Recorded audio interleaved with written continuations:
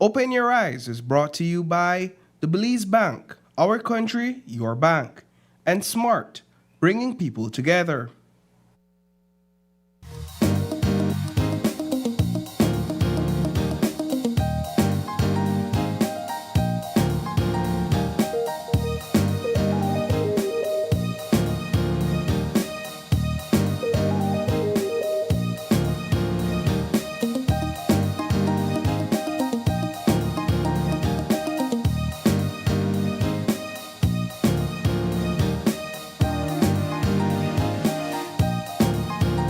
Live from the GBM studios in Belize City, it's Open Your Eyes. Start your morning right with your hosts, Sabrina Daly and Isani Caetano.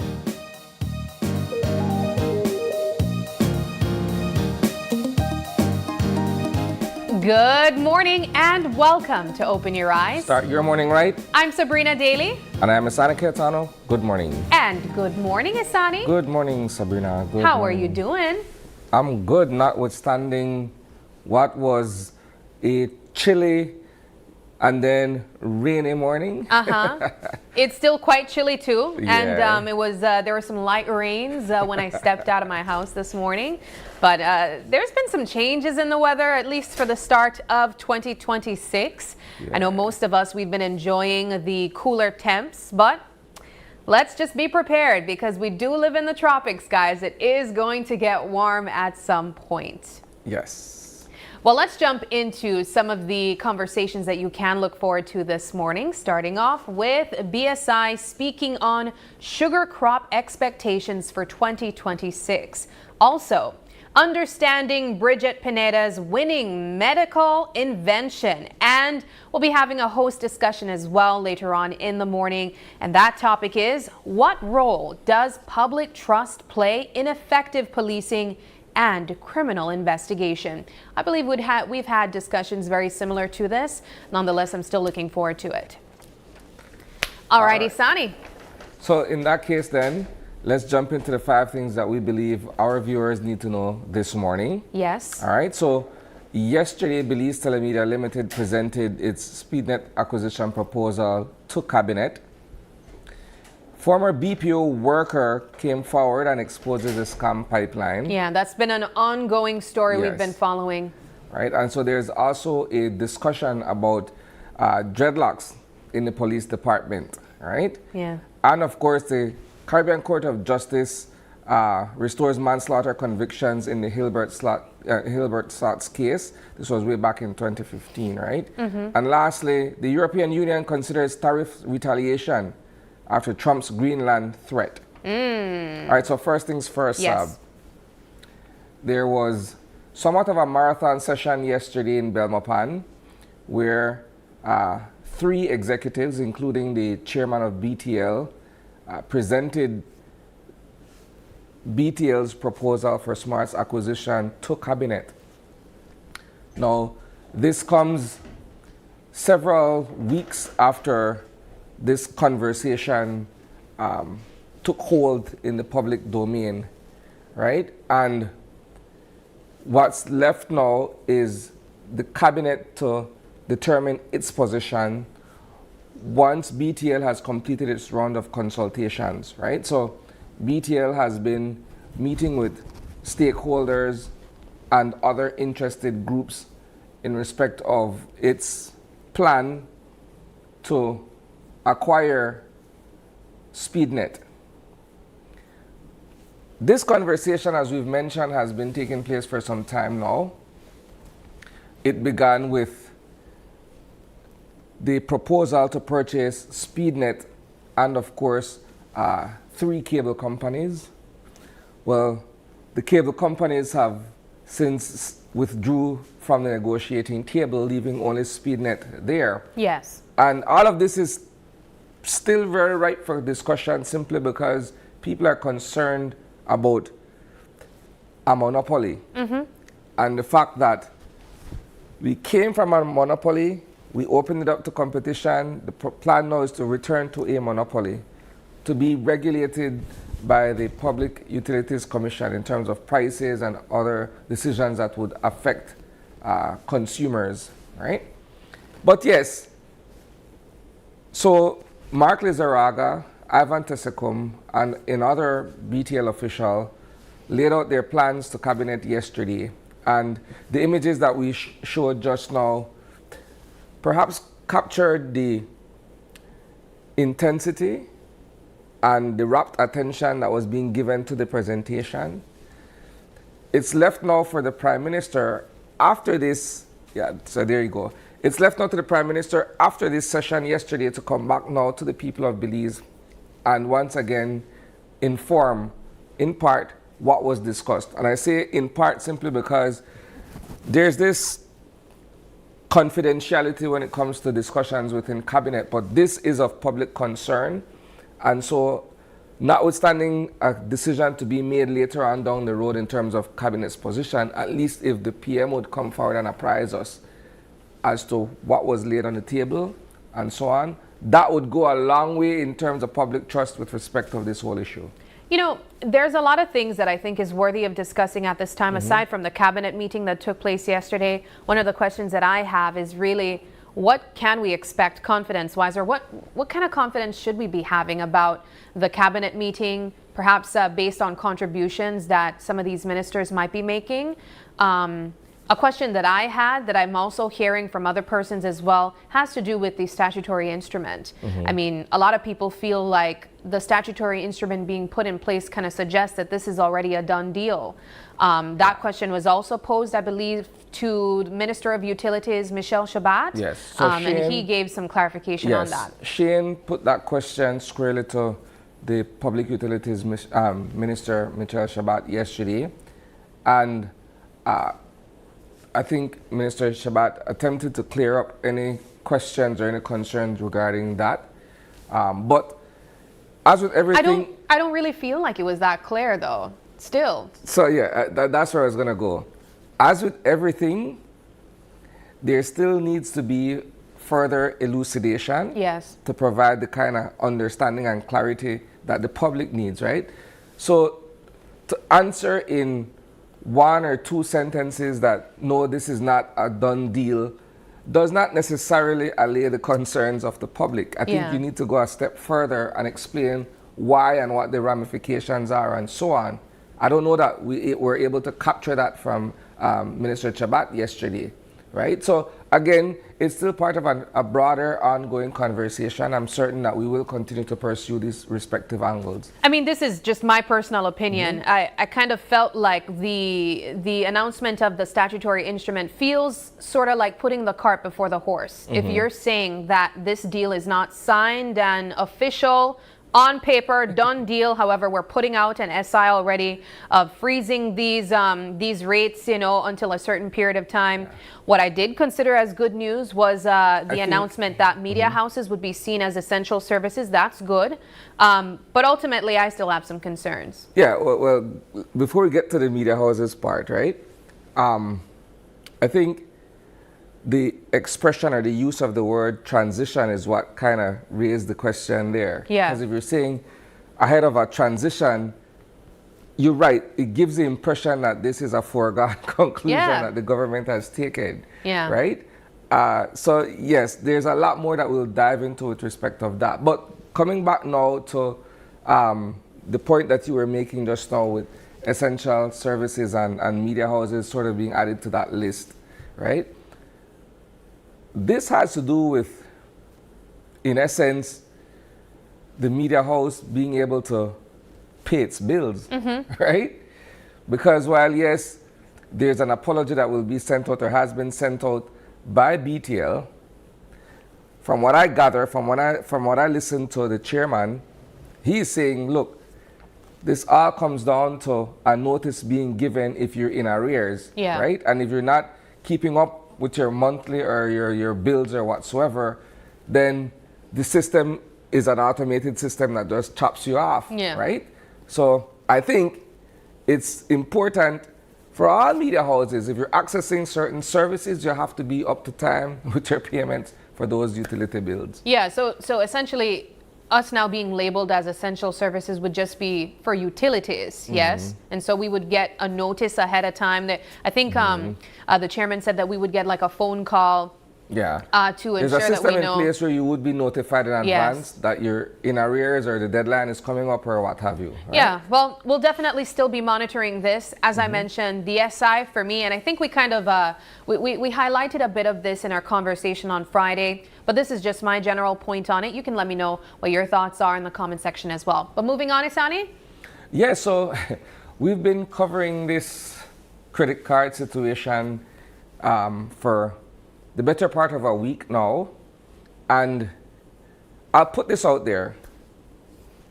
So we've made several attempts to get someone from the BPO Association to go on record with a position that represents the sector itself, and we've been unable to do so, notwithstanding our best efforts. But what I find interesting is that every time we air a certain part of this coverage, I get emails from concerned parties asking for balance and fairness and what have you. These are the very same people that we're reaching out to who refuse to come forward and share a position on the matter. Now, yesterday, we had an individual who pretty much openly testified as to how this thing is being pulled off, right? And again, for the purpose of transparency and clarity, the interview was only given based on an agreement that the individual had with the business owner whom he owed as a result of being busted for the same scam. Right. Right? So just to put that out there. So yes, this young man was explaining to us, as you see here, there's the use of 2 monitors that the call agent has at his or her disposal to do the job, right? One apparently does the recording, the screen grab, so to speak, and then the other is for whatever other information that the agent needs to be processing. When the customer calls or gets online with the agent, certain information is being shared. In this case, it's credit card information that's being shared for a purchase of some sort or for business to be transacted. The individual went on to say, look, with a sticky note, we were able to just jot down that number. There's an app that they can put it into, and they can essentially access that information remotely. Yeah. Right? And what is alarming and concerning about this is that they're trading in personal information. So if we're saying, look, you and I are working at a call center, and you and a group of your friends want to order lunch, I can use someone else's information, a client's information, to make that purchase and then collect back the money. And you from keep the you change. guys, right? But that's just one example. Yeah. Right? Now, to the point about the emails regarding concern and balance in our reportage of this whole thing, look, we understand that this is an industry that employs north of 20,000 people. Yes, fully understood.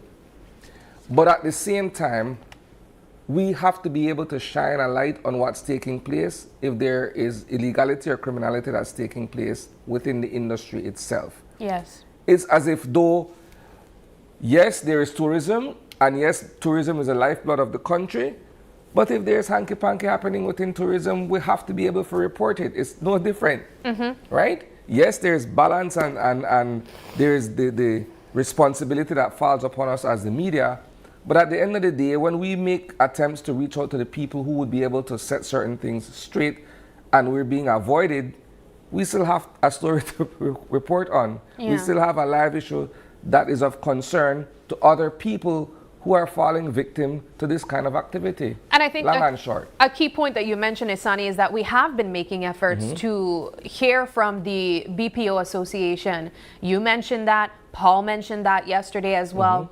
Of course, we do want to get all sides. One of the points that I mentioned yesterday in my discussion with Paul was that we recognize that the BPO industry employs thousands of Belizeans. However, the economic support that they provide does not override the ethics and oversight that is important. And the rule of law. And the rule of Theft law. is a crime. You can't go wrong that. And so it's important that we highlight that. One of the things that I also mentioned was perhaps there needs to be, and this could be an area that they could come forward and speak about. They need to come forward and perhaps highlight the ability to say that these might be just pockets of individuals that are doing wrong, to not stigmatize the entire industry. And we've been clear, again, we've been clear in our coverage of it, that this does not represent the entire sector. You do have a number, perhaps quite a lot of honest, hard-working employees in the sector who are there to provide for themselves and their families.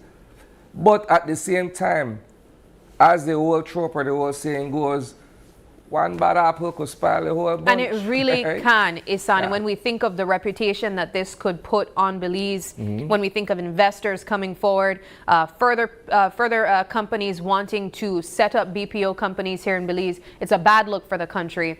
You know, one of the things that was crossing my mind, because I tried to pay as close attention to the interview that Paul did yesterday, as muffled as the sound was, of course, that is to protect the identity of the person. He did mention that not all BPOs have the same type of system. And so there are some that, you know, you might not be able to go about capturing the information from screen to screen or monitor to monitor. That's where they would use their devices, right? Their own cell phones. I know also some BPO companies, they don't even allow these persons or these agents to have their actual cell phone devices with them. They have to lock it up in a locker or present it to an individual that collects it. In other cases, I also understand that not all calls are monitored, and I think he mentioned something to the effect of muting calls. So it really goes to show that they have found ways around this, Isani. They have found loopholes to get these information and secure it for themselves. You know what my granny said? Not to make light of the situation. When there's a will, there's a way, right? Yeah. When you're intent on criminality, you'll find a loophole or a hole in the fence, so to speak, Yeah. to make your way through. I think for me, after hearing that interview, what really dawned on me is perhaps that there needs to be stricter measures from these BPO companies in ensuring that their clients' private information is safe and is secured, because as you just heard on that interview last night, they are finding ways around it to collect these private information and use it for their personal use. But ultimately, this is something that we will be following even more. The questions that I still have, and I think many other persons have. I know we heard from a viewer yesterday, Manny Gio, saying that these business owners, they're the ones taking the loss. And ultimately, we have to find a way around that. We have to see what legislation can be put in place to protect these persons who are experiencing the fraud. It's not only the card holders, it's also the businesses that are being scammed as well. And I'll end this particular conversation by saying this, right? So not only are they eating big at the restaurants, right? They're also purchasing tickets to concerts. Yeah, they're also jumping on Caribbean Sprinter and going to San Pedro for the weekend and all of that thing. Yo, it's a serious issue. It's a serious issue. And all we're doing is shedding light on it. Right? Yes. So moving along. Yesterday, the Caribbean Court of Justice ruled that, look, the two officers who killed Hilbert Sutz back in 2015 on Key Cocker have to go back before the Court of Appeal for sentencing. Now, this is an interesting one simply because it happened almost 11 or so years ago. And I recall being the reporter on assignment that morning, right? So just to give some context, right? This thing happened overnight in Key Cocker, where the young man, Hilbert Sutz, who was a student attending Belmopan Baptist at the time, was taken into police custody in Key Cocker on the assumption that he was involved in a string of burglaries on the island, right? Now, these two officers held him in custody and allegedly administered a sound beating on the young man to try to get information out of him regarding the burglaries.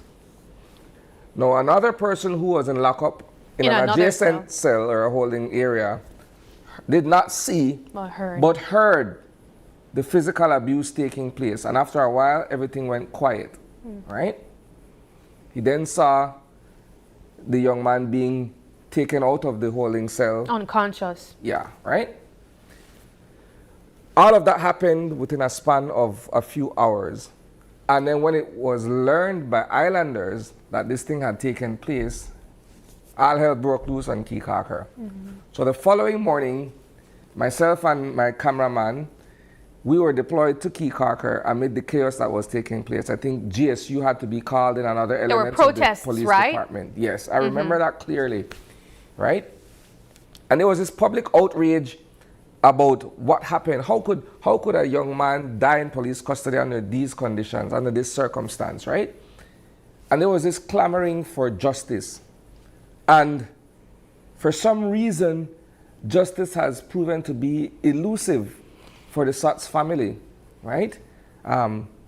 Santorino and Carmelita, I believe the parents are, all they were doing was asking for this thing to be dealt with fairly so that they could have closure. It escaped them at the High Court. Well, it escaped them at the Supreme Court back then. It escaped them at the Court of Appeal. And the DPP has been very, very diligent in pursuing this matter to the highest appellate jurisdiction, which is the CCJ. And the ruling came down yesterday. Look, these men, notwithstanding that the charges had been downgraded from murder to manslaughter, still have time to face for their actions. My question is, and perhaps it's a good one for one of my teams to follow up on today, is how does the family feel now? I don't know if any of them are still alive. It's been over a decade. We'll have to probably go and find them. But this is going through the system all the way through to seek and find justice, right? So at this point, because I understand that they were remanded to prison on manslaughter, yes? They were initially charged for murder. For murder, and then it was dropped to manslaughter. It was downgraded to manslaughter. Yes. And further on in the system, they were pretty much cleared. Okay. Right? But like I said, the DPP has been very, very dogged in a manner of speaking in terms of pursuing this thing all the way through. Right? And so she didn't just let it go at that. An appeal was subsequently filed with the CCJ. All the evidence was presented, and they overturned or overruled the decision of the Court of Appeal. So these two men, Leonard Nunes and Hallett King, go back before the Court of Appeal for sentencing. Yeah. So this part of it, we're waiting to see what's going to happen next, but it brings the Sutz family this much closer to actual closure in terms of this particular case. I think it also brings into sharp focus several complaints that we have heard, you know, for many years about persons alleging police brutality where it was not required, where it was not even legal, you know, in cases of trying to extract information or to intimidate persons as well. And so this was one of the extreme cases where it led to someone dying in a holding cell. So here, it's a parallel that I'll draw, albeit under different circumstances, right? Because when I look at this thing with Hilbert Sutz, I think of Laddie Gillett. Yes. It's just that the case with Laddie Gillett was dealt with differently. The officer responsible has been arrested and imprisoned based on the whole judicial process. But in the case of Mr. Sutz, they had to exhaust the entire system to get to this part, right? And so it's just the immediate parallel that I'm drawing. Like I said, completely different circumstances, but it involved minors in police custody or being pursued by police, or minors coming in contact with law enforcement. Yes. Right? And this is the outcome. All right. Well, that does it for some of the things we think you should know before you leave your homes this morning. If you have any thoughts on either of the topics mentioned, let us know in the comments section. We are always looking forward to your input. At this time, now we move to our Eye on the Weather, courtesy of the folks from the National Meteorological Service.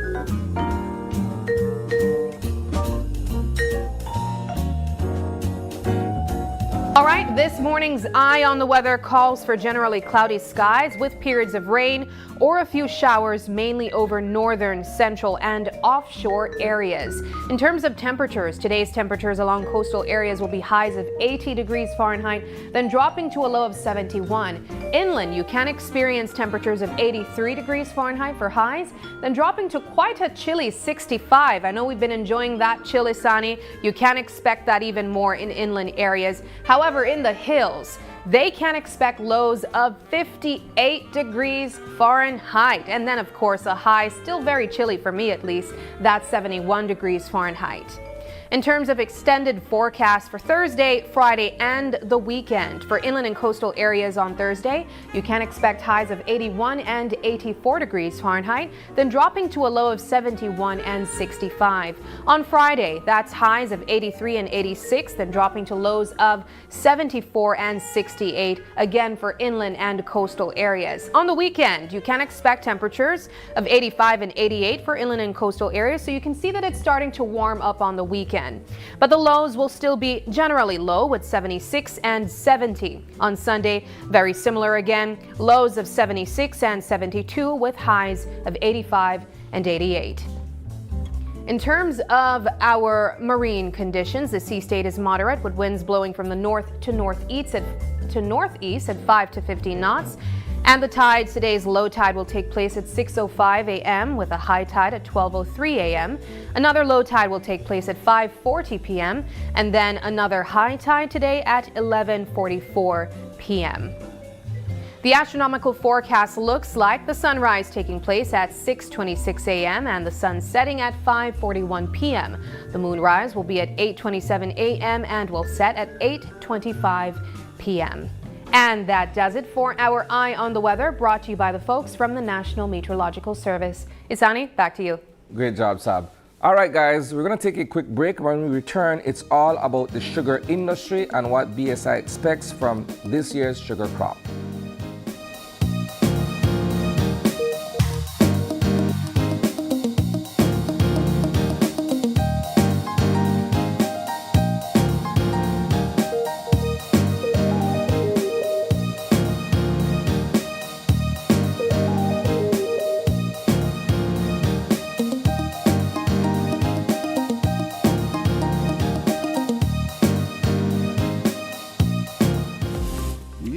Systems understand that technology isn't just a tool, it's a game changer.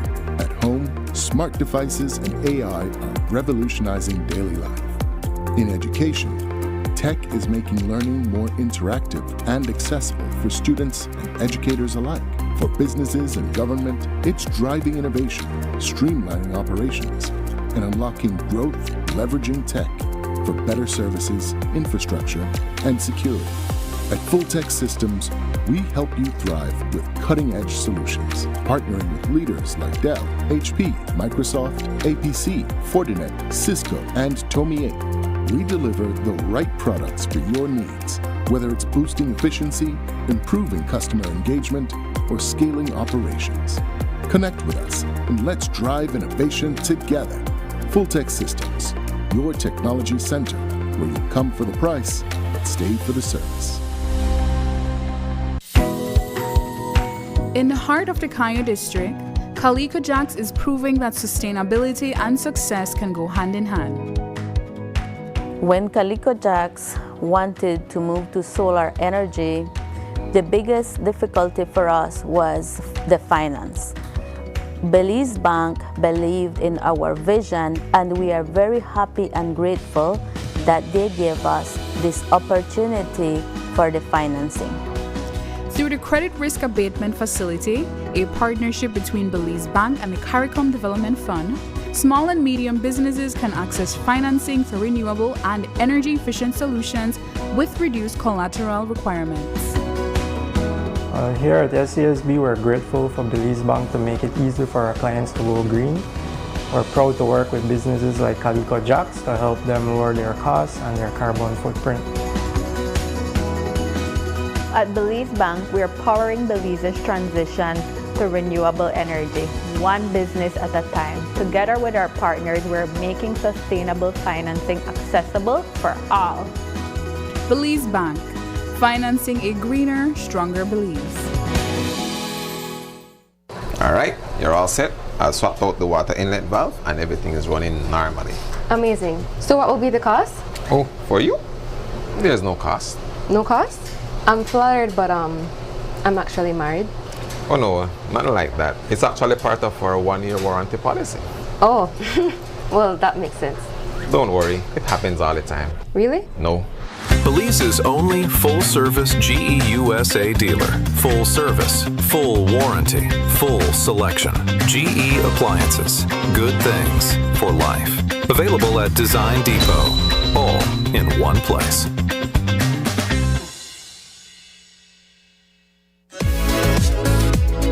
Man, that's me. My data done, and I really need to get my order out today. Really? Well, you can join our Smart Group plan. Really? How that works? Easy, let me tell you. Whether it's family, friends, or your small business, we've got the perfect plan for every group. More members equals more savings, more connections. Smart Group plans bring the connectivity you love to you and your circle. No one gets left behind. Explore Share One package option and add on unlimited data, calls, and SMS for the entire group for less than $50 per member. Visit any Smart showroom countrywide or email sales@speednet-wireless.com to sign up today. Smart, bringing people together.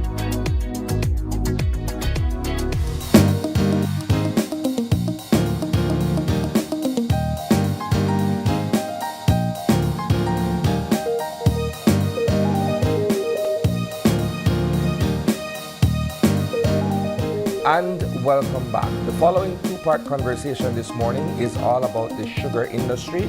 We have been joined in studio by the Vice President and Country Manager for ASR BSI, Mark McLachlan. Good morning. Good morning. Good morning. And he's accompanied by Rui Martinez. He's the Regional Commercial Director for the ASR Group. Good morning. Good morning. Thank you. Gentlemen, we just kicked off the 2026 sugar crop on Monday. It started off with optimism that this year will be better than last year with all the challenges the industry faced. Let's begin there. What are you guys looking forward to in this particular crop? Thanks, Isani. Thanks, Sabrina. And Happy New Year to you both. It's not too late to say that. No, it's not too late. Yeah, look, I mean, this crop is looking a little better than the last crop. I have to, put a caveat. The last crop was a very poor crop. And for the last 4 years, really, we've been seeing a decline in cane productivity and quality. But last year in particular, we were hit by a nasty disease in the cane called Fusarium. Very grateful to the government for their prompt action in spraying 54,000 acres of cane land with pesticides and fungicides to try and prevent this from ruining the crop, basically. And we've had some good growing conditions in the last few months, which means that we should be a little better than we were last year. We had about 900,000 tons of sugarcane, and we should have about 1 million tons this year. We really need to get back to factory capacity, which is 1.3 million tons. We milled 1.3 million tons in 2019. As a sugar business, it's all about throughput, and we really need to do that if we're going to make ends meet. So we're on a recovery path, I think, but a couple of big changes I just wanted to mention. One, we're revamping a bit the delivery system in the north for cane coming into the mill. We're having to move a lot more to mechanized harvesting because there's a labor shortage in the country. Severe labor shortage. And we're not the only ones suffering, I know, but if you think about labor, who really wants to go cut cane in the fields in the heat? So a lot of farmers are adopting mechanized harvesting methods. We are offering services to farmers as well for that, and that will bring more cane through the factory faster. Let me stick up in there for a second, Sure. Mark. Shouldn't the industry have had moved in a direction perhaps a lot earlier in terms of mechanization? When you look at the overall labor force and the fact that people are moving away from hard work, so to speak, wouldn't it have been perhaps a natural transition to moving into heavy machinery? You're absolutely right, Hisani. You know, every sugar industry in the world has had to evolve. It's had to become more efficient. You know, we are subject, and we can talk a little more about it later, but to global pricing for sugar, and that's really what dictates how well an industry can do. Every industry has to seek out every efficiency it can, and it's got to be from farm to factory to logistics to exports. Everything has to be as efficient as possible. But I would say one other thing, change is difficult, and you know, certainly in the northern sugar industry, it has proven difficult sometimes to move at the pace we would like to move for reform and change. I think this year marks a watershed moment in that.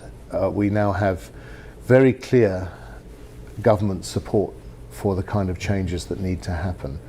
Prime Minister taking sugar into his ministry, appointing Dr. Osman Martinez as the minister responsible, and it's good to know that Osman is also responsible for economic transformation. So a lot of the resources that are coming into the country from development partners, etc. So we have seen a very, very clear change in direction and support from the government in the last 3 or 4 months, 5 months maybe, which I think really is a lifeline for the industry. I mean, there was a time, if you'd asked me a question like this time last year, I would have questioned whether we were going to have a crop. We were going to have a crop, or even be here for as a private sector investment. So the involvement of the Prime Minister directly as part of his portfolio responsibility, how does that help the relationship between the miller and the farmers at this point? Well, that's always been a symbiotic relationship. You know, the cane farmers and the mill need each other, regardless. But I think that everybody getting on the same page, which is, to be honest with you, is what we've always tried to do. We've tried to have an industry strategy that brings everyone together to play their own roles and responsibilities. Having a government that's now fully supportive of that kind of agenda has achieved a lot. And for example, you will recall in years not so distant that we've had problems starting the crop, we've had blockades of the mill. I was delighted that one of the associations that had not got a commercial agreement with us signed one last week, ready for the crop. So we can move forward in harmony, and we can move forward together as an industry. Frankly, it's got to be that way if it's going to succeed. Now we have, as far as I can see, good cooperation from all the farmers. We have excellent cooperation with the government, and we have a very willing private sector partner who can really transform and make this industry work. But we have to do the hard yards. We have to make that transformation happen now, and we're very committed to it, provided we have that partnership with government. I think it's important to recognize also the importance of the sugar industry. You know, we can talk a little more about the importance for Belize, but certainly for the north of the country. Yes, and that's why I wanted to take the conversation really. We have highlighted through the course of the past few years, but specifically last year, to just compare to what we can expect this year, many challenges in the sugar industry, many lives being impacted in the north primarily, which has employed many farmers from the northern part of the country. How important is the sugar industry to persons in the north? Absolutely crucial to all economic activity in the north, I would say. Not even directly, but indirectly, everything are surrounding it and everything. Yeah, it feeds all the service sector in the north, schools, banks, supermarkets. I think we've seen, you know, when there's been a problem with the industry, the whole of the economy suffers in the north. Yeah. I mean, it's a fact, unfortunate though it may be, that there are very few alternatives really in the north of the country. And I think if you look around the region, you see how sugar industries have faltered and become less prominent in the overall economy. If that happened in the north of Belize, I think that the rest of Belize would really realize the impact it would have, because there would need to be social transfers from the rest of the country to the north just to keep the economy working. So our aim is not to let that happen. Our aim is to make this a viable, long-term, sustainable and profitable business for all stakeholders in the business. But it takes all of us to push together, including government, with the considerable support the government are now looking at putting into the cane farm in particular, to turn around our fortunes and to really rebuild this industry and to allow us all to do what we plan to do. Let me put this question to you, Rui. What was it like last year from your particular office as commercial manager when you realized that things weren't going the way it ought to have gone in terms of crop, in terms of being able to meet your export quota and so on? Well, what you find is that we had to turn down business. There were opportunities that were good opportunities for us to grow, to create new markets, new demand, that we had to either put on pause, put on hold, or wait till we got to the next crop. So much as next week we'll be visited by a large multinational corporation that just conducted the largest acquisition in food products in history, I believe. It was about $59 billion. In Italy? Well, they acquired Kellogg's, and they'll be visiting the mill to give the final audit approval for us to tap in to supply their facilities in Europe as well as in North America. So these are the kind of opportunities that last year we had to put on hold, and hopefully this year with the crop and how it's looking, be more in a position to take advantage of those and bring those opportunities all the way back to the mill, which gravitates back to the cane growers and so on and so forth. Yeah, we have produced in the past 150 plus thousand tons of sugar at BSI. I think we were down to 80,000 tons last year. So that shows you the level of deterioration in the industry. We need the cane to make the sugar. We need quality cane to make more sugar. Last year when we reported on the state of the sugar industry, we kept reporting that thousands of acres of sugar cane in the fields remained there because of various reasons. Fusarium, not enough manpower, and all the other challenges associated with bringing those sugar cane to the mill. Yeah. What different can stakeholders look forward to this year? Well, one of the big changes this year is that we intend to ensure that cane supply meets factory capacity, factory milling capacity. Now, last year, many times we were 20-30% below factory capacity every day for milling because the cane wasn't coming into the mill. So with the help of the minister, with the help of the associations, and with the help of the sugar industry institutions, we're now looking at a different delivery system. It's still, coming in test groups, as we call them, groups of farmers coming together, but allowing that mechanized cane to come in and go out and refill and come in and go out and refill. We are aiming this crop to meet factory capacity every day, and that's somewhere above 7,000 metric tons of cane ground every day. That means we'll have a much shorter crop. We're looking at about 140 to 150 day crop instead of a 200-day crop. And hopefully by doing that we get, and that's why we had a later start this year, we can get more in the window when the cane is actually in its finest maturity, optimal maturity levels. We make more sugar, and then we don't fall off the end when it starts raining heavily traditionally towards the end of June, July. We hope to be through, if this new system works, we hope to be through this crop by the middle of June, third week of June. That helps everyone because it gives more sugar in the cane is extracted. Farmers are paid on the basis of total revenue of sugar sales.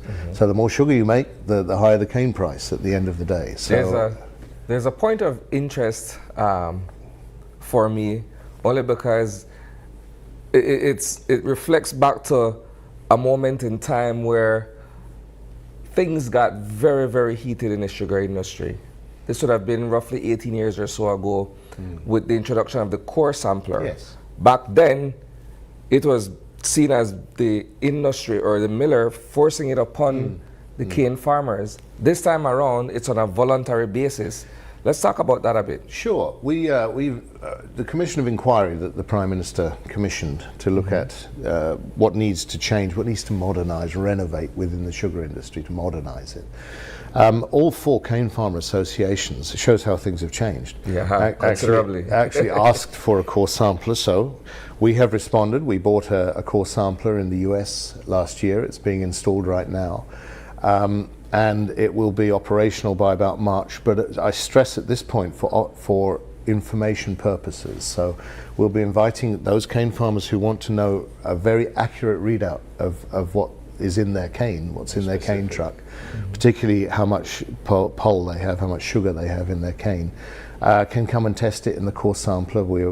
This will be outside the factory grounds. There'll be observers looking at that laboratory that tests this, but the core sampler itself is simply a blind instrument that takes a sample of cane from each truck. Now the commercial agreement stays the same for this crop. It's exactly as it's always been, so nothing's changing per se. But I think what we'll find, and I've seen this with serious cane farmers, people who really want to make a living out of cane farming, not those who have a small cottage industry that on the side, which doesn't really fuel their livelihoods. We've seen that farmers really do want to improve. They want to improve their quality. And in time, what we'll be doing is discussing with the association some changes to the commercial agreement where that course, not just the core sampler, but the actual poll in the cane will be the decisive factor in the payment method for farmers. What that will do is reward the farmers who have, or give them a greater share of the same amount of money, but give them a greater share for those that bring in more sugar in their cane. It's a very simple and a very realistic idea that happens in pretty much every other sugar industry in the world. Earlier, which incentivizes further improvement, further investment, further how do you say it, initiative to continue to improve. We like to call it a race to the top. Exactly. Yeah. Earlier we spoke about the importance of the sugarcane industry to the northern part of the country. And we know the players involved and the importance of having a strong and an amicable relationship with the farmers, especially after seeing how bad things can get and how it can impact the economy. I'm interested in asking you, gentlemen, from the business aspect, what that balance looks like in terms of keeping the farmers happy to ensure that the economy, the northern side of the country, stays afloat economically, but also ensuring that your business is continuing to thrive as well. Yeah, well, I mean, that's a very good point, Sabrina. Our business is not thriving. We have been losing money consecutively now for the last 8 years. Wow. And there are many, many companies who would not have stuck that out. We come from the ASR Group, which is a cane sugar industry, the largest refining industry in the world, with most of its assets in the United States. And we believe in the future of this industry, otherwise we wouldn't still be here. But fact is, we have been losing considerable amounts of money every year. A sugar mill is a fixed asset. The more cane you put through, the lower the production cost of sugar, the more viable that industry can become. And we have been below, well below, now 400,000 tons below capacity for a number of years. So that does not work. That's why we are in a race really against time. I'm very optimistic, and I would class this as a make year, not a make or break, a make year, because now's the time to turn things around, replant cane fields. A lot of the cane fields that are being harvested, you asked about standover cane.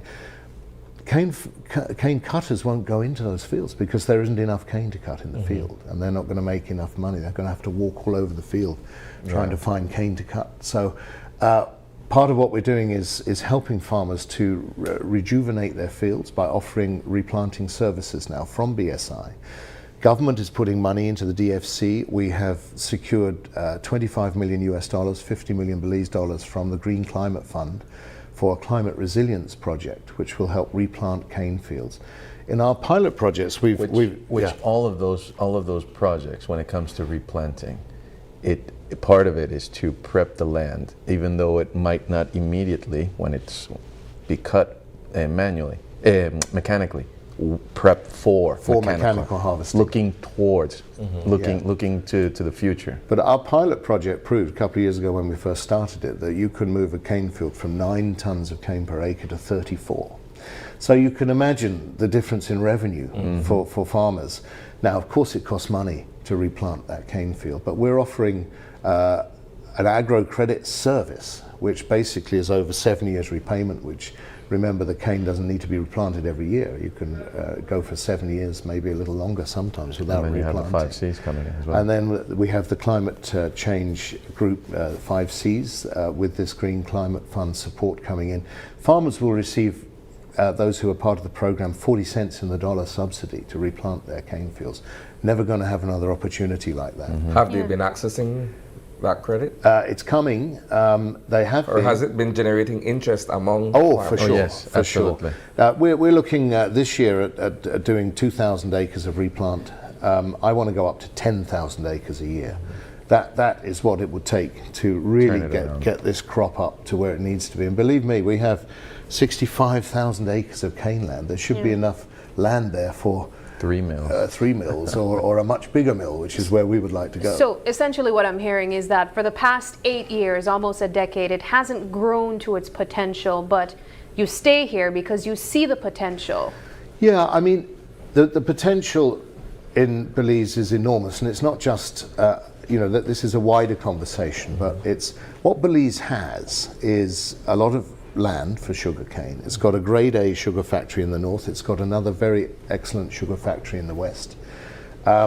We took a decision when we saw that EU sugar prices were falling because of deregulation in the EU to invest heavily in moving up the value add chain, so that we now produce the majority of our sugar is food grade bagged sugar. Doesn't need direct consumption sugar. It doesn't need to be re-refined in Europe or anywhere else. And that is a way of inoculating the farmers and ourselves from the vagaries of the world market, which is the world sugar market, and we can talk more about it. But it basically, the world sugar price often is below the production cost of sugar anywhere in the world, even in Brazil. So you need to have certain advantages. One is value-added sugar, so direct consumption sugar. The other thing you need is a sugar market. Now, we have the CARICOM as a destination for our sugar. I think, again, talking about a year of change and opportunity, this is a big year where between ourselves and our brothers in sugar in the West, the Santander Sugar Company, we are going to be able to provide a lot more types of sugar, including refined sugar, for the CARICOM market. And I really see Belize, and this is important for everyone in Belize to understand, as becoming the sugar bowl of the CARICOM. Now, the CARICOM has a preference in that market for regionally produced sugar. That's called the Common External Tariff, and it's 40% for people who want to import sugar from outside the area if it's available in the region. Our aim with collaborating closely as well with Santander is that we end up as Belize becoming the sugar bowl of the CARICOM, providing the vast majority of sugar for all the CARICOM region. And I think, for people in Belize to recognize that is a massive economic part of the backbone of this country. It's not just something that happens in the north and in the west. This is for the whole country. If you think about the foreign exchange it brings in, if you think about the employment and the growth, energy, it'll also the electricity that we both provide, all of these things are massive for Belize. And I think that's why the government has seen the survival of the northern industry as such an important facet of the future economy for the country. How effective or how beneficial has the move to transporting bulk sugar overland to Big Creek been on the bottom line of the miller? Massively improved the efficiency and reduced the cost. Not only the miller, but also the farmers. Yeah, because the farmers share in the cost of that transportation. But the real saving is through the investment we made at Big Creek Port. We can now load a sugar vessel in 5 days when it would have taken 7 weeks to load it with the previous system. So we're quicker turnaround. Well, we're saving huge amounts of money, millions and millions of dollars for both the mill and for the farmers through that transportation network. It was a big decision, and it was taken against a backdrop of not actually making any money here. But this is the benefit of having a private sector investor that sees a future for something, because we went to DC Sugar, we went to a different export system at Big Creek Port. All of these things are building blocks to the future, where we will end up with enough sugar of all different categories to completely fill the CARICOM market. And that then you have a serious, sustainable and viable business. And it also helps to ensure that the farmers have a buffer when the global raw sugar price goes down. What's the point in us sending raw sugar all the way to Europe to refine it when we can make it here for the CARICOM market? And our high-grade Demerara sugars, as Rui was saying, now being highly respected in Europe, and where they get a good premium, way above the raw sugar price. Farmers share 65% of the overall revenue after costs are deducted from the transport and everything. So the higher the value of sugar you're selling, the more sustainable and viable the industry becomes. So that brings us to the topic of fair trade premiums. Yeah. Because that has been somewhat of a sore point amongst farmers in respect of their relationship with the miller. Yeah, everyone says farmers, so you have to remember there are 4 sugarcane farmer associations. 3 farmer associations have had a very cordial relationship with the mill. I believe that the 4th one, BSCFA, we're now having some very constructive conversations with BSCFA. I mean, we all remember that not long ago the mill was blockaded, there were all kinds of problems taking place, all very negative, very destructive to the industry. I believe those days are gone. I don't want to look in the past, I want to look into the future. As it stands at the moment, it's really between the fair trade payer, which is Tate & Lyle Sugars in the UK, which receives some of our DCS sugar and raw sugar. They're the ones who actually sell fair trade sugar, and they're the ones who provide premiums. The BSCFA needs to have an agreement with them in order to receive their fair trade premium. As I understand it, it's not to do with me because I'm from BSI, but the door is wide open. But at the moment, BSCFA has lodged some litigation against Tate & Lyle, and as everybody knows, when that happens, then it's impossible to regularize the situation. So I think the ball is firmly in the BSCFA court if they want, and if their farmers want to benefit from fair trade, I'm sure that's a distinct possibility, but they have to make that decision themselves. Gentlemen, we are going to take a quick break, and when we come back, we will continue this conversation. But before we do that, I want to engage you guys in our motivational quote this morning. Oh, yeah. And it comes from Helen Keller. This morning's quote is, "Optimism is the faith that leads to achievement. Nothing can be done without hope and confidence." I think very fitting I think that for the conversation. I'll repeat it again, just in case you guys missed it. Tell us again. It goes like this: optimism is the faith that leads to achievement. Nothing can be done without hope and confidence. Almost like we knew what you guys were going to say. That's perfect. It's osmosis. It's fantastic. All right, we take a quick break, but don't go anywhere. When we come back, we will be continuing this conversation.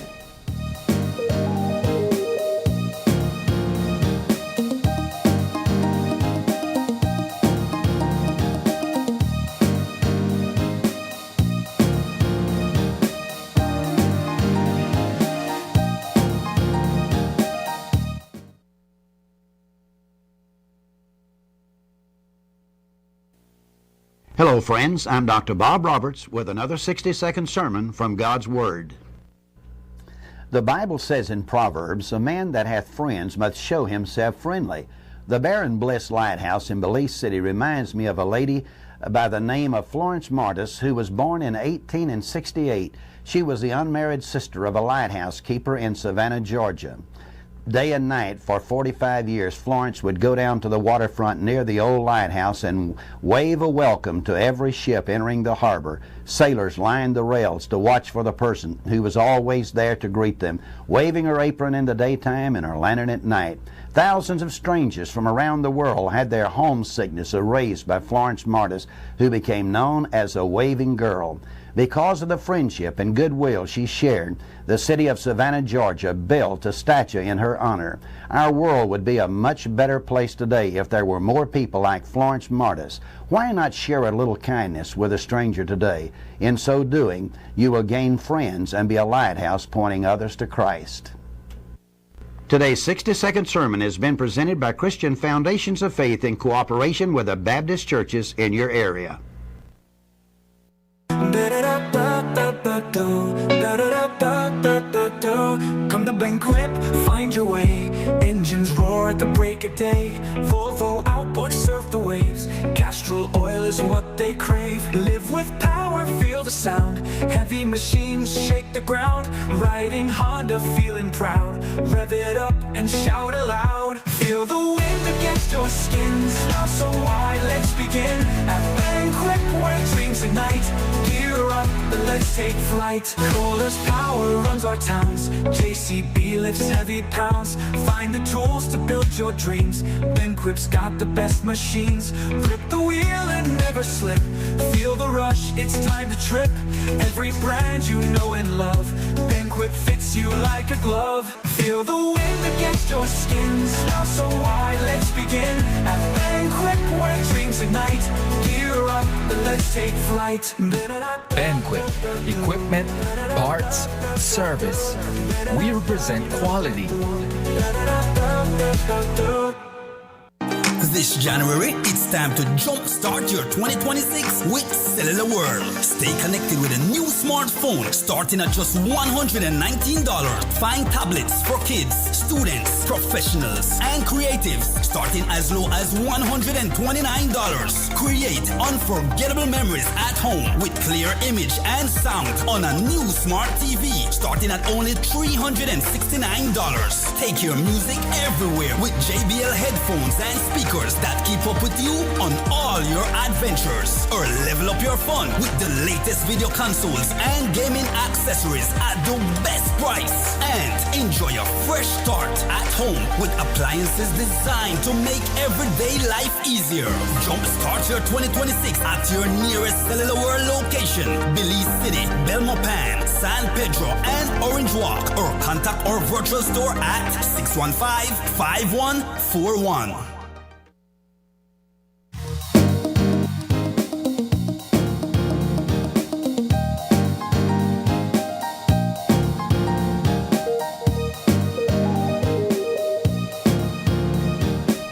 Welcome back. We're continuing our conversations with representatives from ASR BSI. We're discussing the 2026 sugar crop and all the optimism that the industry is facing going forward. Before we continue our conversation, I wanted to circle back to an important question that I had pending for you gentlemen. Mark, earlier you said that, for 8 consecutive years, ASR BSI had been experiencing losses in terms of its investment and its bottom line. That, coupled with a contentious relationship with certain aspects of the sugar farmers associations, was there ever a consideration that, perhaps this isn't worth the time or the money that's being invested? Absolutely. And, what we've always asked for in Belize, and it's been very difficult to achieve, is a clear partnership with both farmers. We do have a good partnership with the majority, I'd say the majority of cane farmers, but also with the government. This is a socio-economic business. Now, I know we're a private sector concern that's here to try to make money, but we can't ignore the fact that this is an industry that supports the whole of the north of the country and maybe 15-20% of the country's population. And so we did get to a point where we felt if we really couldn't achieve that partnership and if all we saw in our way were obstacles, there was really not much point in being here. I mean, ASR can bring a huge amount to the sugar industry in this country. We have cutting edge technology in a lot of different areas. And we're willing to share that, we're willing to bring that, we're willing to put in programs, we're willing to make the investments. We've proven that over the last 13 years of our presence here. But frankly, it got to a point where we felt if all we're going to find are obstacles and things getting in our way all the time and not being able to deliver those great assistance to the country and to the farmers, there's very little point in us being here. And I'm therefore very grateful to see a very, very distinct, I'm sure everybody's noticed it, a very distinct change in attitude from the government, where now there's a tremendous amount of support coming through for the industry, especially for the farmers, many of whom are indebted, and they need support to get out of that indebtedness cycle so that they can actually get the resources that's now available for them to replant their cane fields, become more viable. And equally for us as a business, you know, that we need to have that collaboration that we now see very, very fruitful and forthcoming from the government in order for us to be able to do what we can do, and that we can do a lot. You know, we're looking at really bringing a lot of new cane varieties here to help bolster the strength of the cane farm, to diversify, meet the climate challenges, do all these different aspects. So yeah, in answer to your question, Sani, we got pretty close because unless you see a light at the end of the tunnel, there's not much point being in the tunnel, frankly. Yeah. You spoke about varieties of plantlets, and I believe that this perhaps is one of the steps taken to be proactive when it comes to future fungus or fungi and diseases like Fusarium that has impacted the farms last year in particular. Talk about those plantlets. What are they, and how exactly are they going to develop the future of the industry? This is fantastic. I mean, this is cutting edge technology that we've been deploying in Florida in our cane farms there. 83% of the cane in the north of the country is in two basic varieties, cane varieties, and they're both very old varieties. Now, anything that gets too old, including myself, becomes more frail and less able to defend itself against climate problems, against diseases, against pests that come into the industry. We have for years and years and years had a development program with the cane breeding station in Barbados, and we've been crossing sugar canes, creating the next best variety that we think we can get. More resilient to weather, to pests, heat, to pests, everything. And we've now developed 11 new varieties, which are looking promising, and 4 in particular looking very promising. Now in Florida we have something called a tissue culture lab, well known in the agricultural world, where you can propagate cane seed much more rapidly than you could do it in the field. You take tissue culture from the cane, you develop plantlets, and I'm pleased to say that just yesterday actually ASR approved a project for $3.5 million Belize dollars for us to put in shade housing, green housing and irrigation. To receive 175,000 plantlets from Florida of new varieties of cane that we will then propagate at BSI. We will then put into the fields to propagate for further clean seed. So it's not disease seed, it's clean seed that's going to then be pushed out into the cane farm for the farmers, for BSI fields, that's going to diversify the crop. How will it be distributed to farmers? Well, it'll be distributed particularly through our AgriPro services, where we're replanting through service provision, farmers' fields, but we will also the 5 Cs project is geared towards this as well. It will actually be buying a lot of the seed from us, and that therefore will be passing it out to farmers. We'll be putting it into seed plots all over the cane farm, and then farmers will be able to purchase this subsidized product for their own fields moving forward. So all roads lead to Rome, but at the end of the day we need a far wider range of varieties, better varieties, more resilient varieties, as Rui says. And that's that's an example of what ASR can bring here. How does the Sugar Industry Research and Development Institute, SIRDI, factor into this? Hugely. SIRDI and any research institute for sugar, they have them all over the world, needs to be the heartbeat, if you like, of responding to the challenges in the sugarcane industry. So part of that's new varieties, part of it is developing biological controls for the diseases and the pests that we have. CERDI is going to receive a lot more support now, particularly through the 5Cs program, through this Green Climate Fund program. We will be working very closely with CERDI as well, and I think, collective, again, it's all a partnership. I mean, if we can make all these things work well together, the farmers will reap the benefits through becoming much, much more viable as an entity, and so will the sugar mill. And in answer to your question, we turn around those 8 years, and the future, because of the things I've mentioned, especially the CARICOM market, will enable that process to take place. Back to you, Rui. How do you take all of this and put it out there in terms of the commercial aspect of the business? Well, every time I visit new buyers or even current buyers, the story, the BSI story, it's very refreshing. It's very it captures their interest immediately. The partnership with the farmers and so on and so forth, and all the investments that we're doing, and then of course they see the performance that we've had in our other operations in the world, and they see how we're trying to replicate it and pass it along in Belize. It's a good sales pitch. It's a good story. It just honestly and truly does gravitate the interest to our operation. And the good news is that as of possibly even this week, the good people of Belize will be able to buy Domino sugar products, retail bag products in Ziploc bags in the domestic market, because government's decision to liberate retail packaged sugar from price control means that we will now be able to sell that product here. Rui's been selling it into the CARICOM market. We couldn't sell it here because price control kept the price below the cost of the packaging and the production of that sugar. So as of this week, you can go and I hope anyway. We're waiting for this to be gazetted. But if Sabrina will allow me. I know. Sorry, Sabrina. One other question that's equally pertinent, right? Yeah, man.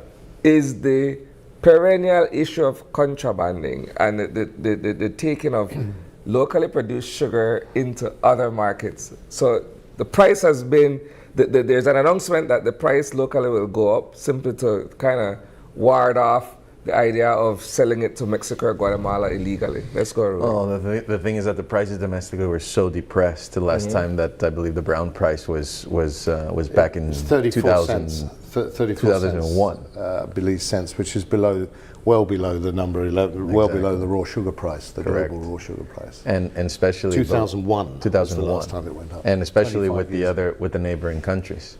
So that just incentivizes that exodus of sugar, and it tightens the supply in the domestic market. And what was the Mexican market selling for at the time?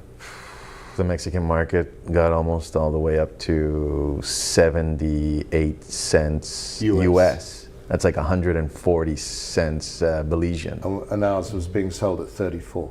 Wow. So you ask about contraband? Yeah.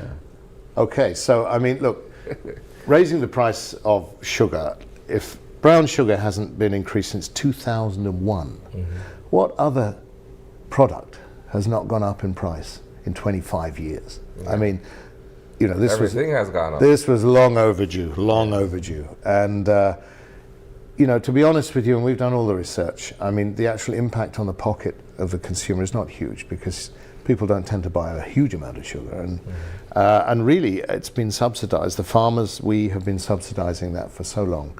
So the price increase for industrial will still be regulated, but for me the important thing is that Belizean people will have the choice. You can still buy the sugar that's been rebagged from industrial bags at a certain controlled price, but you can also have the option of buying properly packaged, labeled, very, very good quality Domino sugar, branded, in the supermarkets or in the shops. And I mean, I think that's in a modern world, I mean, it's everyone's right to be able to buy something that they might want. I mean, we have to pay a little more for it, but it'll be interesting to see what happens. I'm fairly confident that market is going to take off.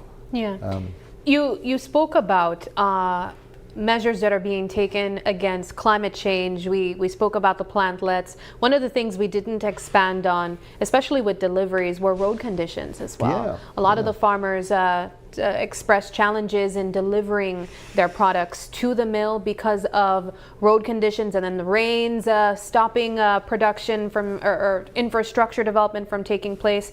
How are we going to put measures in place to still have work be done, even in the case of road conditions not being adequate? Well, part of the Commission of Inquiry was to try and improve the roads. So the government has committed, I believe it's $60 million for road rehabilitation in the Sugar Belt, and that includes the paving of about 75 miles of roads, but also the timely preparation of feeder roads for the cane farms to enable those farmers to get to the right cane field, the field that's actually ripe and ready to be harvested, instead of trying to take cane from wherever they can get it.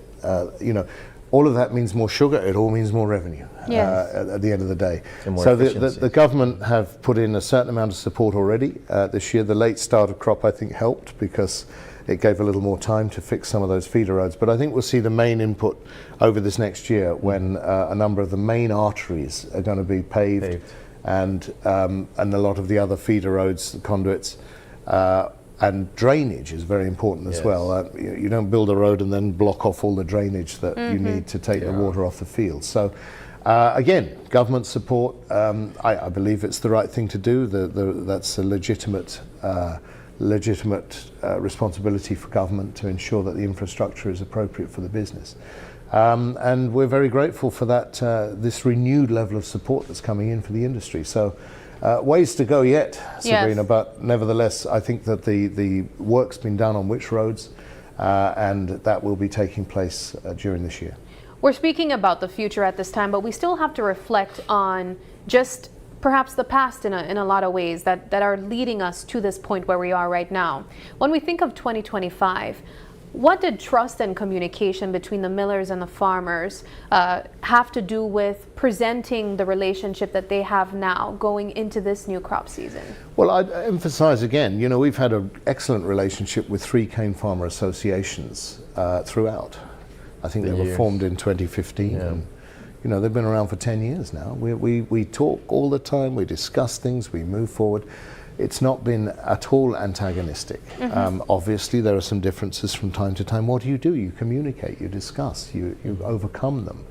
I'm afraid that the one association that had a very rigid position, which was to get more value from a mill that frankly wasn't making any money, was always on a difficult path. And as I said, you know, it just so happens that one association represents the largest number of cane farmers, but less than 50% of the cane.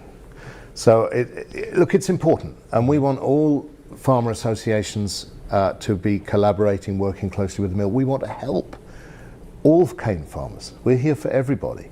Because again, when they're successful, we're successful. Yes. It's there's always two sides to a story, but in my personal view, the antagonism didn't come from us. We have always wanted that. I tried to write a white paper in 2014 to include all farmers association, well, there was only one at the time, and the government and everybody else in the future plan to move forward, and there was no cooperation. So I sense, and I know, you know, you said let's look back, but I don't want to look back anymore. I want to look forward, and I want to... with optimism, Yeah, right? well, I mean, look, there's only one way to go. We have reached that level, that there's only one way to go, and it's up, and that's where we need to go. We want to take everybody with us. We want everyone to be part of that journey, and that's really up to the individuals in the end, but that's what we want. At the end of the 2026 then crop season, what would success look like for BSI, ASR, and farmers?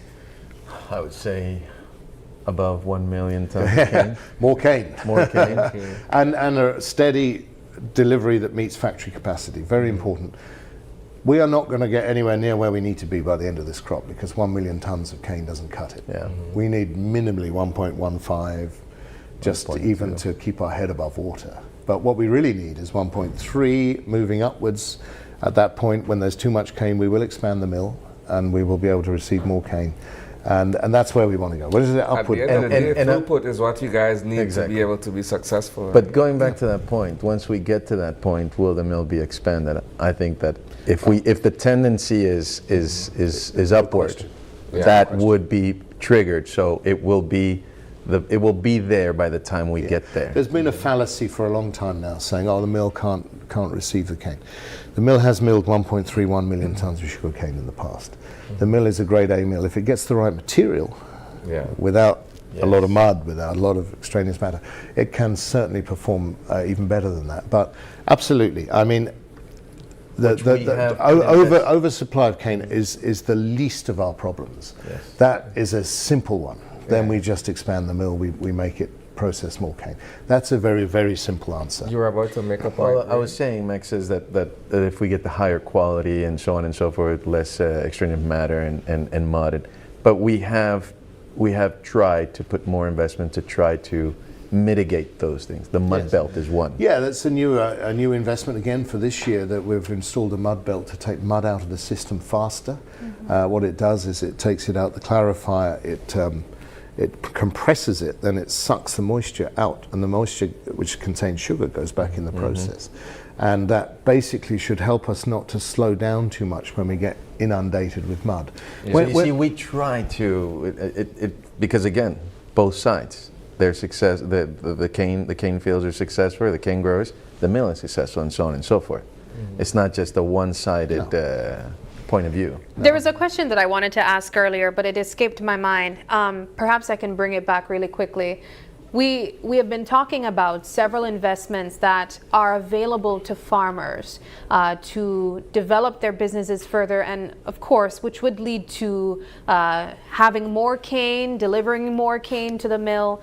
But one of the things that crossed my mind, and perhaps this is also a concern from farmers, how do you go about making investments when you're already in debt? Well, the government has put resources into the Development Finance Corporation specifically for that reason, to enable farmers to get away from that debt level, and then to borrow further to replant their fields at a very reasonable interest rate. So mechanisms are being put in place to tackle. It's a very good question, Sabrina, because the commercial banks, if you lend someone a certain amount of money at 12-13% interest to be repaid in 12 months, that you're driving that person into a debt, in my humble opinion. I'm not a banker, but that's the way I see it. Now, making resources available, I mentioned the 5 C's, 40 cents in the dollar subsidy for farmers replanting. The other issue that many farmers have is land. They don't have land titles, so it's difficult to corroborate and to enable that lending. We're seeking support from the government to correct that issue and to send land clinics up to the north, so farmers who have all the right papers can simply be given that land title so that they can then utilize that as collateral for borrowing. But all of these things are being addressed. The government have made a big push. They've got money to put into the DFC in order to alleviate that indebtedness. I want to encourage all cane farmers who are in that situation to explore that opportunity, because it's there now.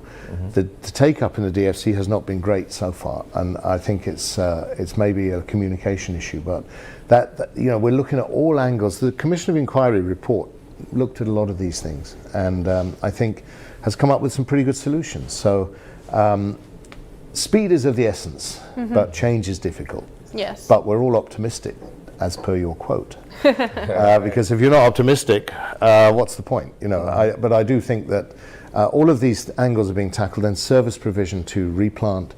The World Bank is coming in with some serious support to inoculate the cane from further fusarium and other disease and pests. I believe there's now $8 million available for that, which will be given to farmers through, I believe, through coupons, through that type of way of facilitating.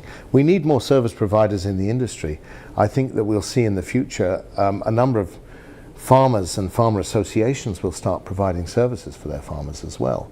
And that's what we want to create, more SMEs in that industry, so that not everyone has to be a cane farmer. You can be a service provider, you can be somebody who has a mechanized harvester that's going to go and cut cane.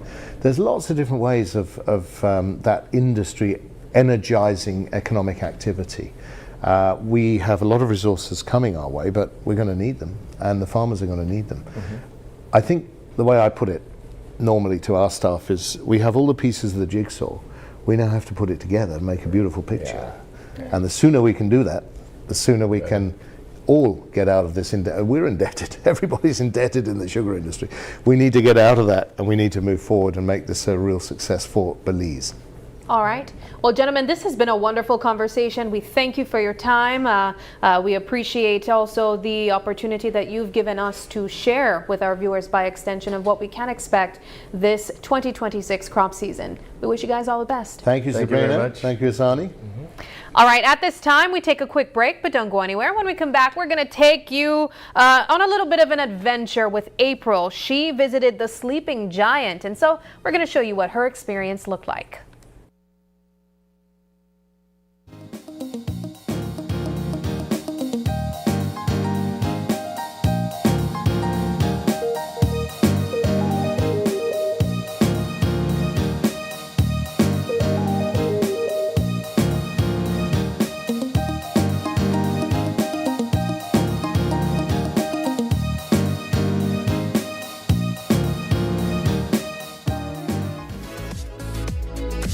That's me. My data about and I really need to get my ARA out today. Really? Well, you can join our Smart Group plan. Really? How that works? Easy, let me tell you. Whether it's family, friends, or your small business, we've got the perfect plan for every group. More members equals more savings, more connections. Smart Group plans bring the connectivity you love to you and your circle. No one gets left behind. Explore Share One package option and add on unlimited data, calls, and SMS for the entire group for less than $50 per member. Visit any Smart showroom countrywide or email sales@speednet-wireless.com to sign up today. Smart, bringing people together.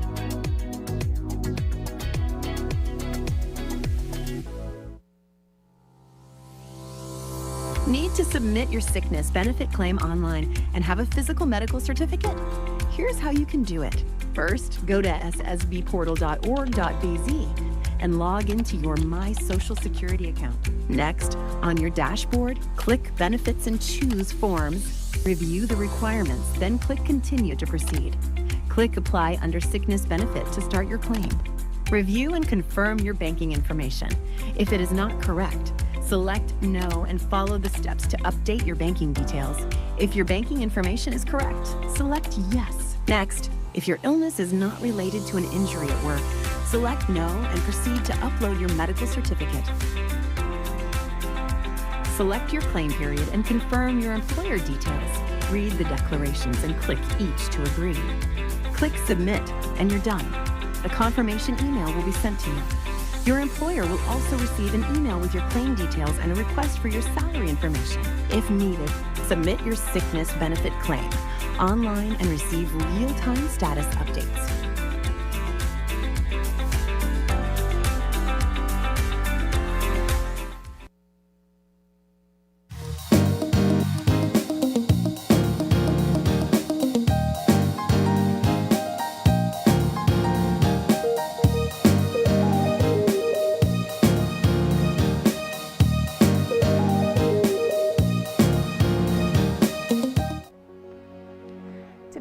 At the Rainforest Lodge at the Sleeping Giant, where they're known for their beautiful views, their wonderful nature hikes, and of course, pizza. Today, we're going to be exploring all the wonderful things that the lodge has to offer.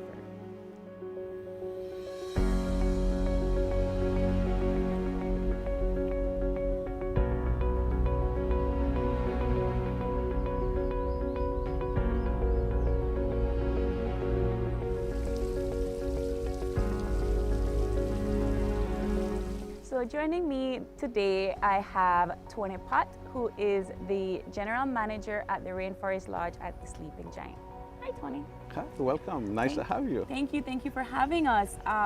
So tell us a little bit about this place. Why the Sleeping Giant? Well, we started off in 1989 as a small little lodge, And the name came about because of what we're seeing just behind us. That's the Sleeping Giant just there. And the Sleeping Giant Resort sits on a 600-acre property. And we are 31 accommodations. We have 31 rooms. Some of them are suites, some of them are villas, and some of them are creekside cottages that we have.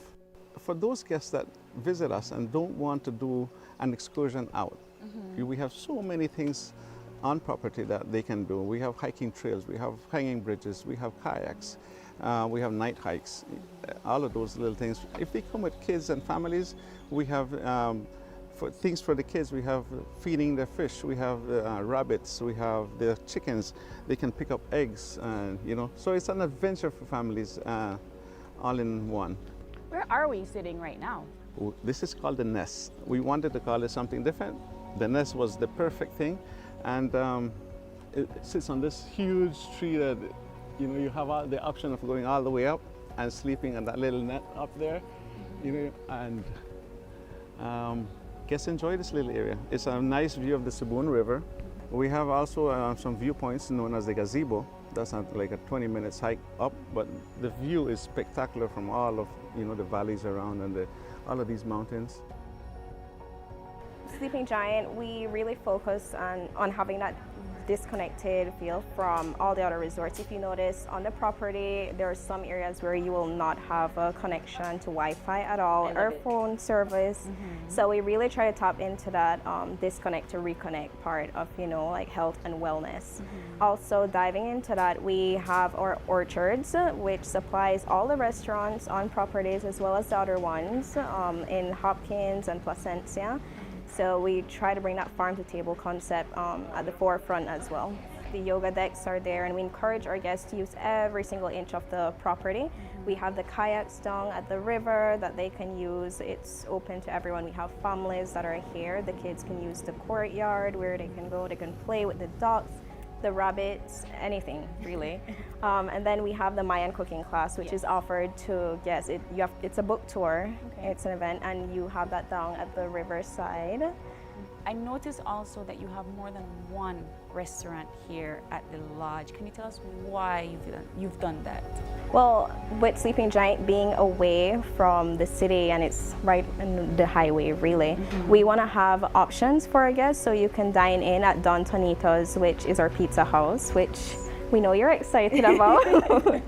And a lot of the ingredients used on the pizza as well is used from our herb garden, which is found on property. It's a chef's herb garden. And then we have the Grove House, like I said, which focuses on incorporating the Mestizo and Mayan culture in all the dishes. The property is open to all locals. You just need to call ahead at the front desk and dine in with us, and you're able to use all the amenities, the hiking up at the gazebo, the trails at the nest, the swing bridges, the kayaks, the pool, anything really.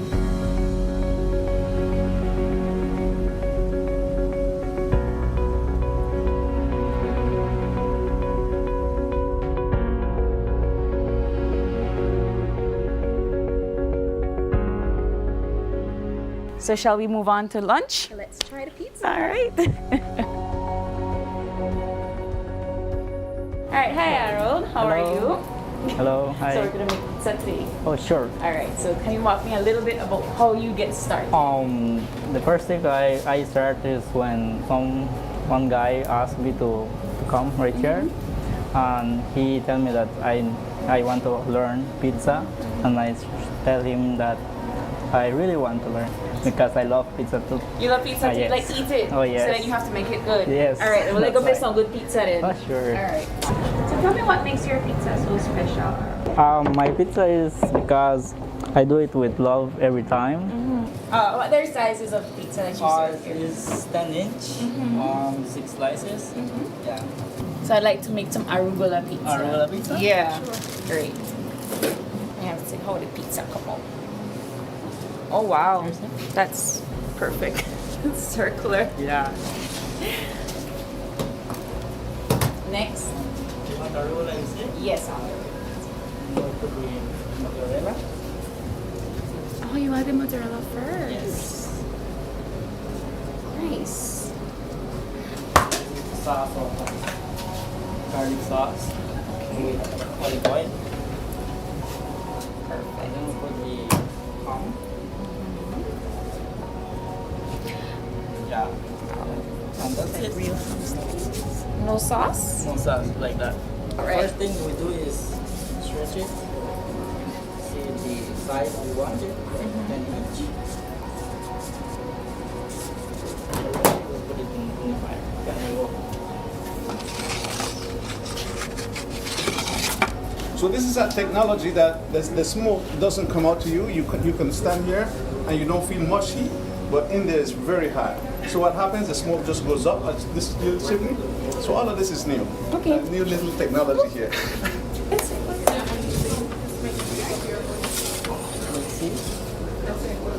Whoa! That's insane.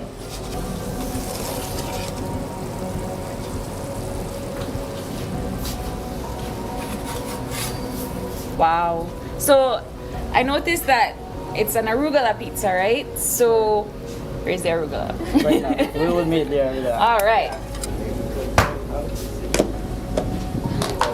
Fresh arugula.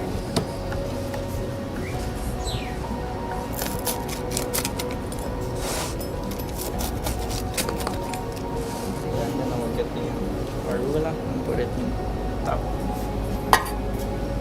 Marble some. Right there. So hot.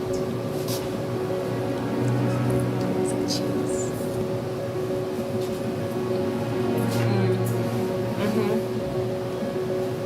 Texture. The texture is amazing. It's so nice.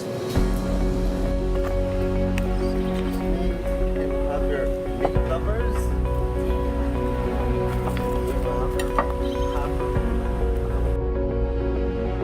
So we know that the Belize collection is more than just a rainforest lodge at Sleeping Giant.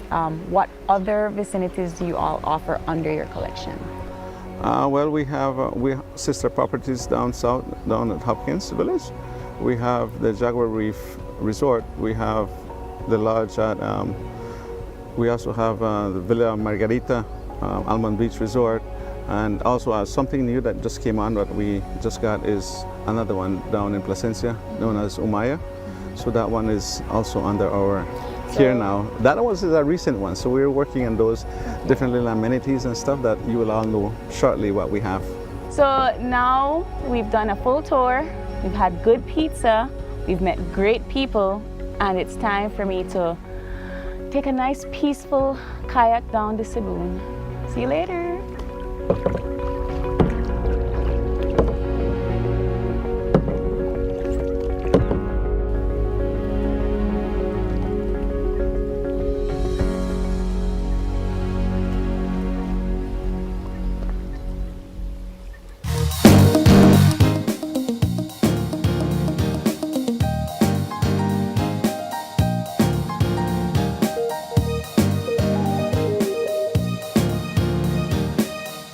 Welcome back to Open Your Eyes. There's been a slight change in our lineup. We are joined up next by representatives of the NEBL. We are here to talk about the launching of the 2026 NEBL season, and joining me is John Marsden. He's the marketing director of Belize City Defenders. Also here with us is Troy DJ Dalla Flowers. He's in charge of entertainment, so he's the entertainment manager representing the NEBL. Gentlemen, thank you so much for joining us and welcome. Buenos dias. Exciting times. Yeah.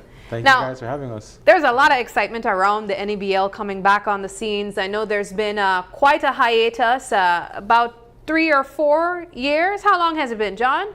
The last one ended in 2020 abruptly in April. Oh, that was when the pandemic started. So we had to literally abruptly, we were the game day. Yeah. And they just called us and say, yo, the league is on pause until this virus gets under control.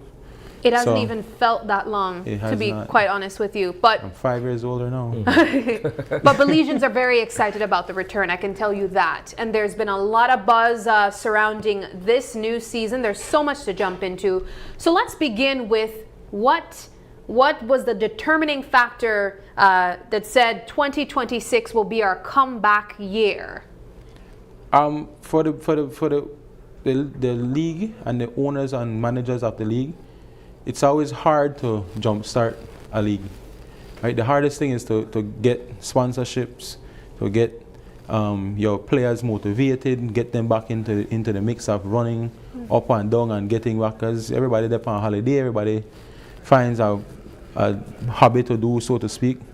And when last year we wanted to come back, and we just felt that it was just like a stagnant move, like stagnant way. We could not motivate owners. We could not get the owners to say, okay, I'm buying into the product. So we say, you know what, let's rethink this. Let's come to another approach. And we had a meeting with the government, the Minister of Sports and Youth, and he said, you know what, it's a great time for us to help sports. And this is a pilot project for them, meaning that if this jumps off and it works the way they want to do it, it's going to become a professional league in every discipline, right? So it was, in basketball, we like to call this a sport of passion, right? Because you don't necessarily make money from it. I was just about to ask you, John, how lucrative or profitable has this been? You've been invested in basketball for as long as I've known you, outside of promoting concerts and other events. How profitable is basketball when you look at one season per year and you have to go from regular season to playoffs and finals? They make millions, man. But no, it's really a sport of passion. I grew up as a young guy. All my life around basketball. My dad was a manager / coach for basketball. So I grew up loving basketball, and I love basketball. I want to see basketball grow. I want to see basketball. Basketball is known for an outlet, right? Most kids that might not have the best in everything find an outlet with basketball. They were able to travel. I could remember going to Guyana, going to Cancun for the first time to play basketball. So it's an outlet, it's a way for kids to, maybe your parents might not be able to send you to college, but you're a great athlete, you're a great basketball player, you can get a scholarship to go to college, right? So it's a real outlet, and honestly, you don't make much money from it. If you make anything, you make minimal. Yeah. Right? But it's just to see young men and women making a living and making something from basketball. And it even has evolved when you think of the games. Belizeans won't just go to watch a game anymore. They want an experience. Correct. And that's why we have a person like you, DJ Dalla, now as the entertainment manager to ensure that there's a full-rounded experience that people get when they purchase a ticket. Can you talk about that? Yeah, so because people just don't go to the games to watch. You know, we are Belizean, we like show off. We like entertainment. We want to walk around the civic center or whatever. You want to see we. Yeah. So I am involved based on the entertainment, setting up the giveaways after every quarter, the halftime show after the third quarter, the DJs, like for instance, opening night. We have no fair DJs. We have Champion Squad coming in from Miami. We have Super G for opening night. We have, after every quarter, there is a challenge for fans to win stuff. We have at the entrance, and then of course we have the Ministry of Tourism, Sports, Youth and Diaspora shooting challenge, whereby if it's a male, if it's a Sani, you will get a chance to shoot a free throw.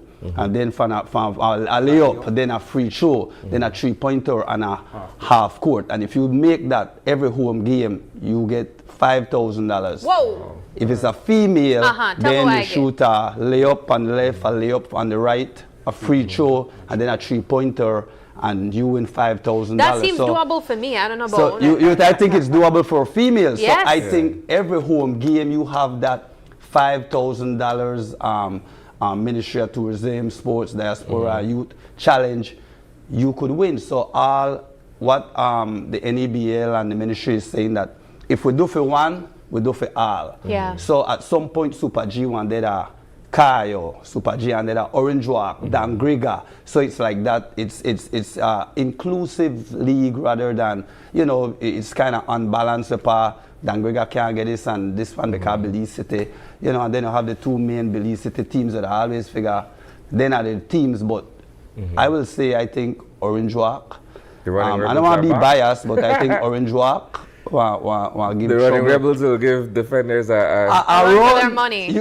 Tiger Sharks. While we're there, while we're there. So I understand that Corozal has a new team that they're going to be introducing in this year's NEBL season, the Spartans, right? Yeah, correct.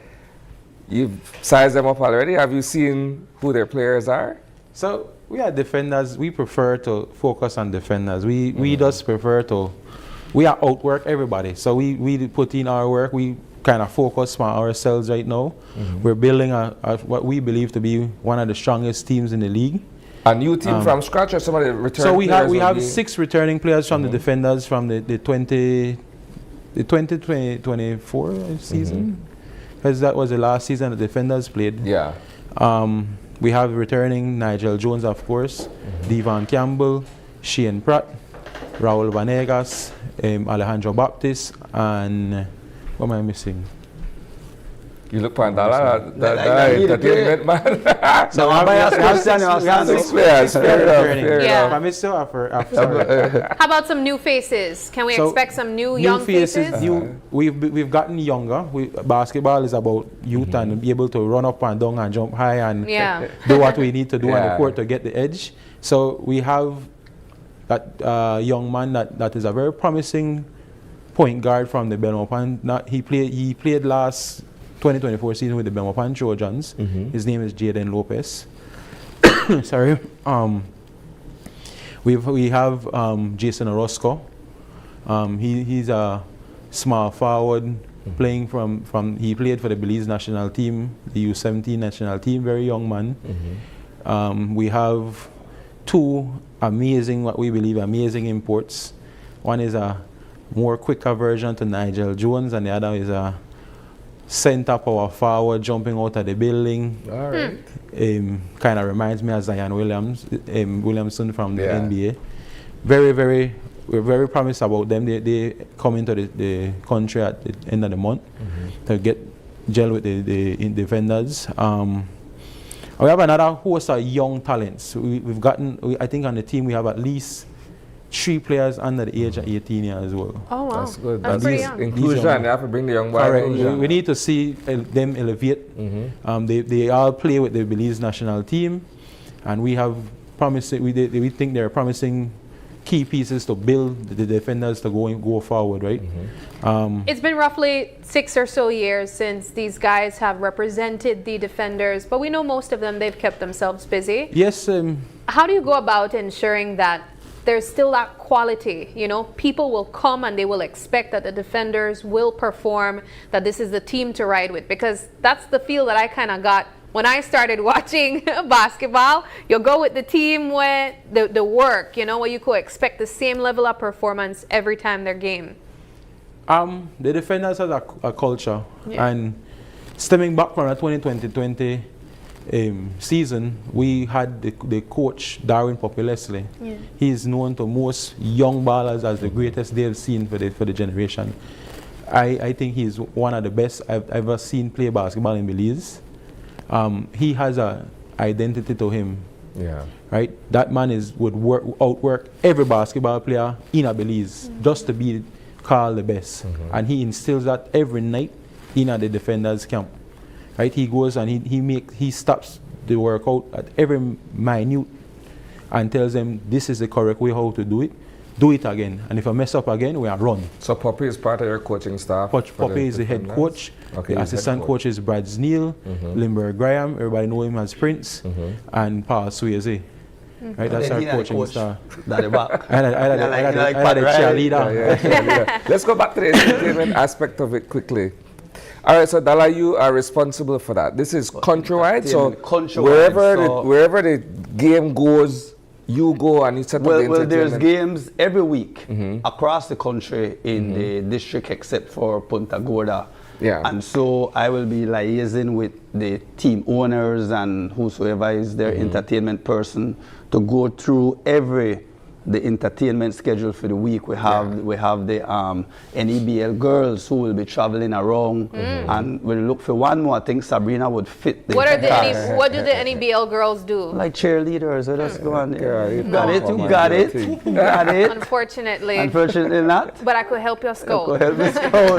And so these are some of the things that I will be doing and making sure that the entertainment is on par, like giving away shirts, all these things. And I just want to mention, speaking of shirts, that I encourage people to get your team shirt because it will be for the challenge, the $5,000 challenge. It will be a home team game, all the home team games, and then so we're asking that you have your team because we're going to pick somebody with a shirt. Okay. So as soon as the shirts they come out, grab on the shirt and have on the shirt because we're going to pick somebody, but you have to have on a team shirt. Try to encourage so that the teams could get their league revenues and so by the merch. The merch and so. Now, one of the big deals coming out of this season is the reward. A lot of people are excited about that big $100,000 and who will walk away with the 70 and who will walk away with the 30. Talk about how challenging, if it was,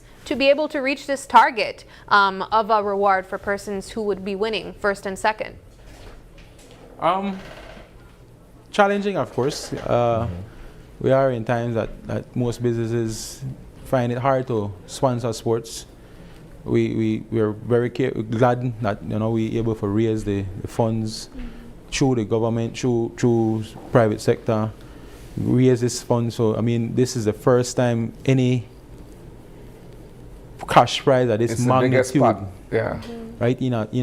I'm not sure about all disciplines, but in a basketball, I'm positive this is the biggest cash pot ever available. I was told it's across all disciplines. Actually, it's the biggest pot. I mean that is, to me, we spend hundreds making this happen, right? For us to say, okay, we can make back a large sum of money. $70,000 is a large sum. Is very motivating to us as owners, motivating to our players, because most owners, not all, most owners would go and say, okay, let's players work for this, help we, let's share this amount of money together, right? I mean, yes, every owner, every team wants to make money, but you have to reward the players too as well, right? And that's what I wanted to ask. Who gets the money? So it is for the team. Now every team has that choice of how they will use the money. I mean, players are paid per month in the league. So I pay a player to play for the defenders X amount of money for the month. So they have been compensated. Now it is up to me or my management to say, okay, guys, let's give the guys some like portion back, or we do some kind of event, take them somewhere, some reward. We have to reward them in some way. So either we do it by, maybe we say, okay, well, let's give an extra month up here. Maybe we say, okay, let's go to XYZ spot and have fun, or it all depends on the management, right? So, there's no one set answer for that. Let me throw this at you then, John. Cash prize, $100,000, $70,000 versus championship rings. Which one would you say? I want money too. I know you said rings last time. Both would be ideal, right? Both would be ideal. Me neither. Right? We clearly see where our interests lie. What are your thoughts on that? You take the ring or you take the money?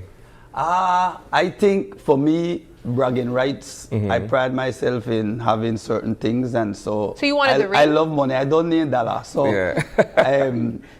I would take the ring. The ring, that's because where the we are money with could it. done. Exactly. You could never. That ring would always be there. What ring? No, but you can't buy a championship. Okay, ring. so let's go. Trust right? me. So for the number of rings that Michael Jordan has, do you think that he would have accepted a cash payment over? Well, he's one of the highest paid, right? But do you think he'd have accept cash payment over the same bragging rights? We say you got 5 or 6 or however many rings. I don't think so. I think LeBron I give up for his entire pay for a ring. For the ring, right? They have a monk a ring like Jordan. There we go. I rest my case. In these economic times, give me the money. I could this if I give you a ring where I put it up to the light and I could sit through the ring. No. How you might feel about that? That's a different thing. Yeah, but it depends. Like I say, it depends on the quality, because what NBA championship ring roughly cost, each one of their ring they roughly cost at least $100,000. Yeah. Right? Compared to what we could afford here in Belize. If I tell you I want to give you a ring, most Most we talk about championship ring here. We don't want. I forever could walk home Belize and say that champion. We have a comment from a viewer here. This is Michael Enriquez saying, attitude play a key role in these players' role. Nobody want left their TV coach. They watch NBA if you go watch Fight Night, that's civic. No, okay, so that goes back to the previous season where there was all of this turbulence on the court. I remember that. There was one game, bro, I was sitting courtside, right? And everything made it go good, and then everybody just start rush the half court. Something happened on the court that day, and I was like, it's a bad look for the league, and it's a bad look for the teams that were playing. It is a bad look, and I must say that even me as a fan, I am disappointed when things like that happen. But it happened all over sports. We see it. Hockey, last night I watched hockey, and then they fight. You can use hockey as an example. They fight for NBA, they fight. But I think they have to enforce rules in terms of if you fight, you get suspended for X amount of game, you get fined, things like that. But we are semi-pro, and it will happen. But I think the team that the NEBL have now, like all of that is in place now. It's going to be, and I don't jump on for anything. You know me, if I don't feel comfortable with it, because I pride my name, myself in my name, and so I may like the way how they move, and so I jump on board with them, and I think it's going to be a good season. Nice. All right, well, tell us, when does it officially begin and how do we get those tickets? Okay, so it starts February 20th. And as another first for basketball, we're going to be hosting the first ever double header. Okay. What does so that you're going to mean? see four of the teams from the NEBL in one night for one price. So back-to-back We're going to be games. getting an international DJ flying in. You're going to be getting one of our local best DJs, and you're going to be getting our best entertainer in Super G at the halftime show, as well as we're going to be doing all four tourism, sports, youth, and diaspora. That's the name of the challenge. Again, each person in the arena wearing a Defenders home T-shirt or a San Pedro Tiger Shark. See, I call them San Pedro, right? I just want to point that out. San Pedro Tiger Sharks home shirt, because that is also a home game for them. Yeah. So we'll be picking from that, which, you know what? They'll have two opportunities to win $5,000 that night, because it's a San Pedro home game, so they get the halftime show first, and then the Defenders get the last game, so they get the Defenders opportunity to win that all four tourism, youth, sports, and diaspora challenge. We remind everybody that is countrywide, right? Not only for. So final question from me. So with everything that is being invested into this particular return of NEBL, ticket prices remain the same, they go up, what are we looking at? So ticket prices remain the same. I mean, Even with the first game that you just mentioned, everything that we're going to get? First game, general admission is $10. VIP is $25. Courtside is $50 for the game. You can purchase it on the Quick Pass app. It's going live on Monday. Or you can purchase it at the box office on the day of the event. We really think that people will enjoy this new model that the NEBL has embraced. Look out for all the influencers throughout each district. Each participating team will have an influencer tagged to them. So your favorite influencer from Corozal, from Orange Walk, from Belize City, from San Pedro will have their influencer tagged to them. It is going to be, just to piggyback off of what you said, it's going to be a league that all owners are intent on product. It's an entertainment-based product we're pushing out. It's not just a basketball game, it's an experience we're going to try and give. At every quarter, timeout, halftime, you're going to be having giveaways. So purchase on the shirts, because that is the only way that you're going to be allowed to come and try to win these things. I mean, again, you know, that we just pride ourselves in making this a product that Belize can be proud of, to say that I know the Lindsay Cooper Lopez, I know the Shane Pratt, I know the Eric Nicholson, that they're going to be prideful to say that they're playing in the top league in the country. They're going to be playing in the best league in the country, and we just hope that everybody attend. People come, we are open to, if you see something that you think that can work, let somebody from the league know, let one of the team managers know. we're going to try and address it. We're going to try and make it better, so the product is something that it's fun, it's safe, and we don't have to see no fight. I mean, basketball is an emotional sport, so you have to understand emotions different for everybody.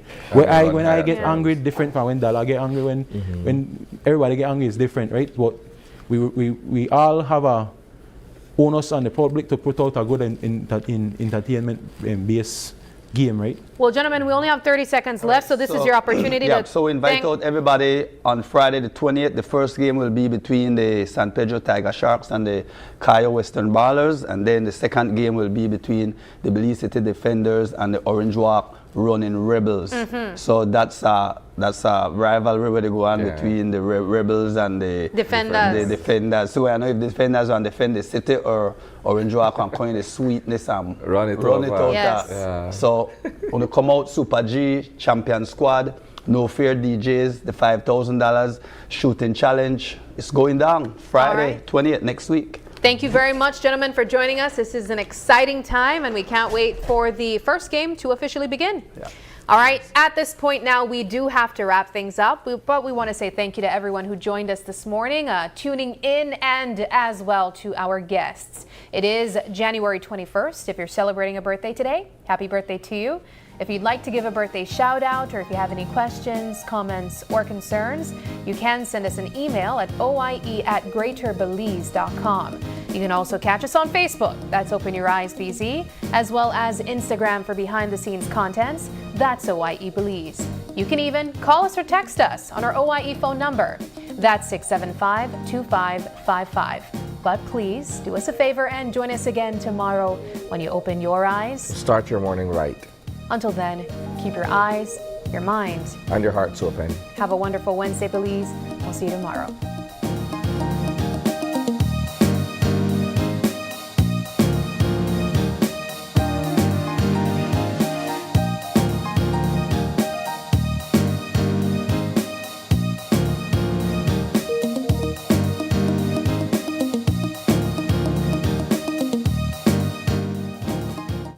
Open Your Eyes was brought to you by the Belize Bank, our country, your bank, and Smart, bringing people together.